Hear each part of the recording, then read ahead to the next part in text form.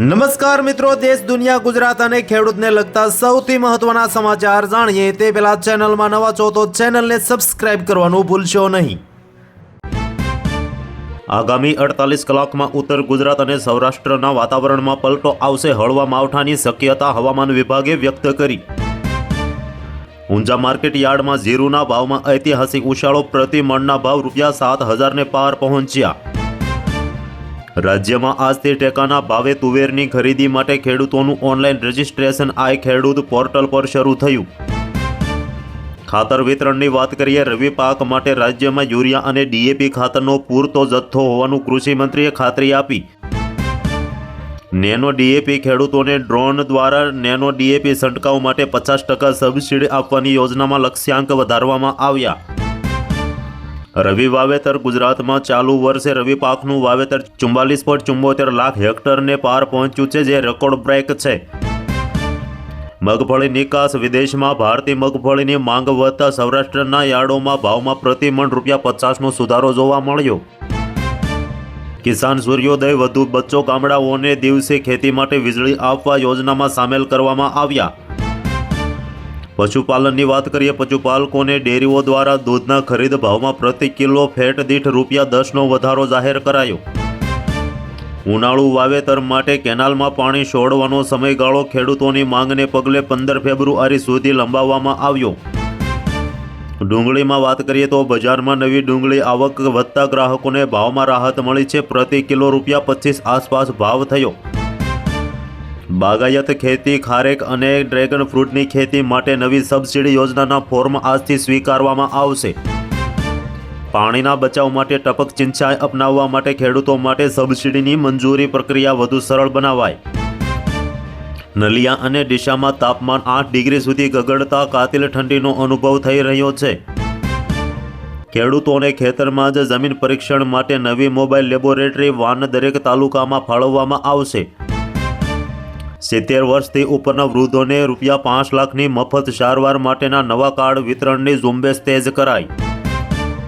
આજે રાજ્યમાં 5,000થી વધુ લાભાર્થીઓને પીએમ આવાસ યોજના હેઠળ નવા ઘરની ચાવીઓ સોંપાશે। સૂર્યઘર યોજનામાં ગુજરાત ઘરે સોલર પેનલ લગાવવા માટેની સબસિડીમાં હવે માત્ર 15 દિવસમાં ગ્રાહકના ખાતામાં જમા થશે। ધોરણ 9થી 12ની વિદ્યાર્થીઓને માસિક આર્થિક સહાય આપવા માટેની ઓનલાઈન પોર્ટલ પર ડેટા એન્ટ્રી શરૂ કરવામાં આવી। વિધવા સહાય ગંગા સ્વરૂપા બહેનોની પેન્શન રકમમાં વધારો કરી ₹1,500 કરાઈ, જે આજથી જમા થશે।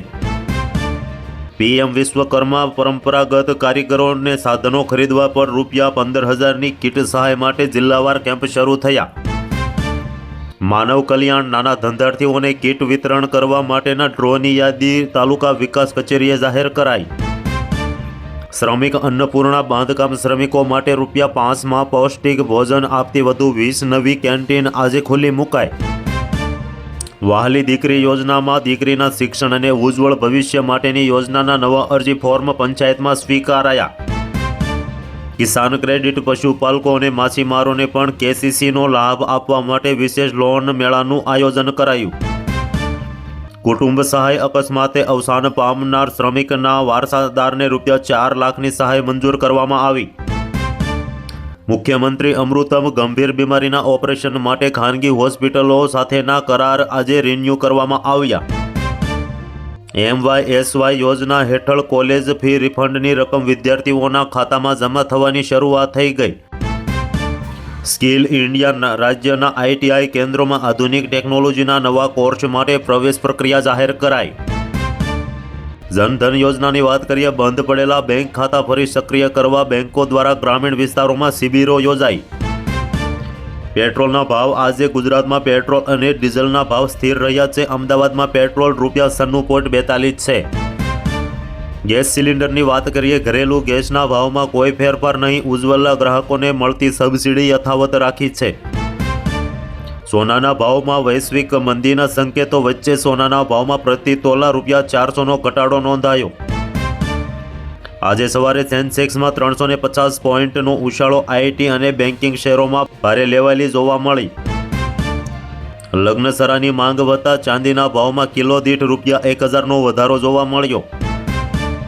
સીએનજી રિક્ષા ચાલકો માટે સીએનજીના ભાવમાં ઘટાડો કરવાની ગેસ કંપનીઓની મહત્વની બેઠક આજે થઈ. જાન્યુઆરીમાં જીએસટી રિટર્ન ભરવાની મુદત પૂરી થતાં પહેલા વેપારીઓને સાવચેત રહેવા સૂચના અપાઈ. ડોલર સામે ભારતીય રૂપિયો આજે 5 પૈસા મજબૂત થઈ 83.5ના સ્તરે પહોંચ્યો. બેંક વ્યાજ. કેટલીક સરકારી બેંકોએ સિનિયર સિટીઝન માટે એફડી પરના વ્યાજ દરોમાં વધારો જાહેર કર્યો. ડિજિટલ પેમેન્ટ યુપીઆઈ દ્વારા થતા નાના ટ્રાન્ઝેક્શન પર કોઈ ચાર્જ ન લેવા માટે આરબીઆઈએ સ્પષ્ટતા કરી. Home loan. બજેટ પૂર્વે કેટલીક બેંકોએ હોમ લોન પ્રોસેસિંગ ફી માફ કરવાની સ્કીમ લોન્ચ કરી. આવકવેરા. આગામી બજેટમાં ઇન્કમ ટેક્સ મુક્તિ મર્યાદા વધારવા અંગે નાણામંત્રીના હકારાત્મક સંકેતો ઊભા થયા.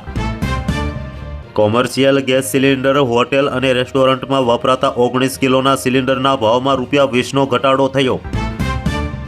મુદ્રા લોન વિશે વાત કરીએ તો નાના વેપારીઓને ધંધો વધારવા વગર ગેરંટીએ લોન આપવાની પ્રક્રિયા બેંકોમાં તેજ બની. Health insurance. સ્વાસ્થ્ય માટે વીમાના પ્રીમિયમ પર જીએસટી ઘટાડવા અંગે કાઉન્સિલની બેઠકમાં ચર્ચા થશે. પીએમ મોદી. વડાપ્રધાન મોદી આજે દિલ્હીમાં રક્ષા ક્ષેત્રે આત્મનિર્ભર ભારત અંતર્ગત ઉચ્ચ સ્તરીય બેઠક યોજશે. ભાજપ ગુજરાત. ભાજપ દ્વારા 79 સભ્યોની નવી પ્રાદેશિક કારોબારી જાહેર કરવામાં આવી. વટવા વિસ્તારમાં તળાવ પાસેના 500થી વધુ ગેરકાયદે બાંધકામો પર એએમસીએ બુલડોઝર ફેરવ્યું. અક્ષય કુમાર. મુંબઈમાં અભિનેતા અક્ષય કુમારની એક સ્કોટ કાર અને રિક્ષા વચ્ચે ટક્કર થઈ 2 લોકો ઘાયલ થયા. પાણીપુરી કાંડ વચ્ચે વાત કરીએ તો અમદાવાદમાં સેમ્પલ ફેલ થયા બાદ આજે રાજ્યભરમાં પાણીપુરીની લારીઓ પર કડક ચેકિંગ શરૂ થયું. ગણતંત્ર દિવસ. 26મી જાન્યુઆરીની પરેડ માટે દિલ્હીમાં કુલ ડ્રેસ રિહર્સલ અને ચુસ્ત સુરક્ષા બંદોબસ્ત ગોઠવાયો. રાજ્યની ગ્રાન્ટેડ શાળાઓમાં 7,000 શિક્ષકોની ભરતી માટેનું સત્તાવાર નોટિફિકેશન આજે પ્રસિદ્ધ થયું. ST bus. જીએસઆરટીસી દ્વારા મુસાફરોની સુવિધા માટે 50 નવી સ્લીપર કોચ બસો લોન્ચ કરવામાં આવી. વાઇબ્રન્ટ ગુજરાત. દાવોસ સમિટમાં ગુજરાતે ₹50,000 કરોડના નવા રોકાણના મહત્વના MOU કર્યા. Metro train. અમદાવાદ મેટ્રો હવે રવિવારે પણ રાત્રે 11 વાગ્યા સુધી દોડશે તેવો નિર્ણય લેવાયો.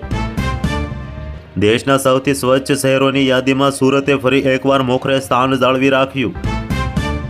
રામ મંદિર. અયોધ્યામાં મંદિર દ્વારા પ્રાણ પ્રતિષ્ઠાના 2 વર્ષ પૂર્ણ થતાં આજે વિશેષ ધાર્મિક કાર્યક્રમો યોજાયા. ચૂંટણી કાર્ડ. વોટર લિસ્ટમાં નામ સુધારવા માટે આજે ગ્રામ પંચાયતોમાં ખાસ ઝુંબેશ ચલાવવામાં આવશે. ઓનલાઈન ઠગાઈ રોકવા ગુજરાત પોલીસે નવી હેલ્પલાઇન અને વોટ્સએપ બોટ લોન્ચ કર્યો. બજેટ સત્ર. સંસદનું બજેટ સત્ર આગામી અઠવાડિયે શરૂ થશે, જેમાં મોટી આર્થિક જાહેરાતોની અપેક્ષા રખાશે. તો હાલ માટે આટલું જ. મળીશું નવી અપડેટ સાથે. જો તમને અમારો વિડીયો પસંદ આવે તો વિડીયોને કરી દેજો લાઇક, ચેનલને કરી દેજો સબસ્ક્રાઇબ.